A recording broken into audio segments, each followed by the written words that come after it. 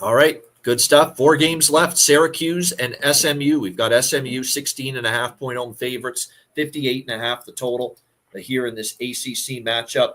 That was not pretty from Ricky Collins, who is now forced into duty at quarterback for Syracuse with his injury to Steve Antelli. And yeah, it was just not very good from him against Duke. They lose 38-3.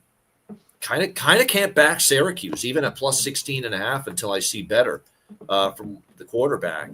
That being said, you want to take SMU and lay 16.5? This team hasn't covered a number yet this year, SMU. 0-4 against the spread. You know, they lost outright as favorites to Baylor. They didn't cover the very first game of the year. It's against East Texas A&M. 28.5-point favorites against Missouri State. They only won 28-10. They didn't even get close to covering the number there.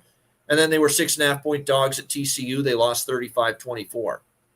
So they've been overvalued. So this is a tricky game from a side perspective.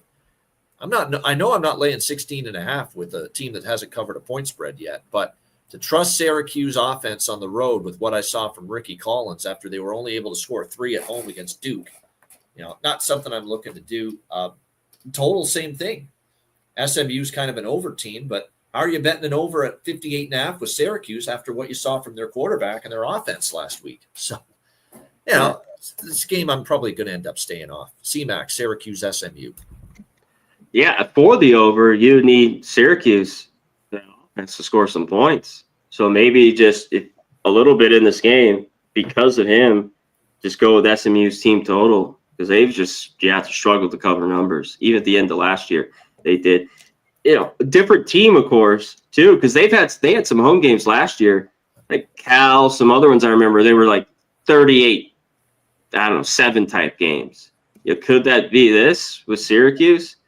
And just not enough from Collins because until they just scored 3 points, Syracuse was an over team. This is a team that you've been betting their overs. They've been cashing a ton. So maybe you just stick to SMU getting theirs. And what's Syracuse defense? Is Clemson that bad where they look good? You know, some of these other games, Tennessee, we saw and last week against Duke at home. I mean, you got to think they play better. But is that enough? I'm not so sure because I got to see more. Off a bye week and a loss too, so that's a plus spot. Yeah, for SMU. They're off a bye week, so they should come out raging. Maybe even their first half here, team total.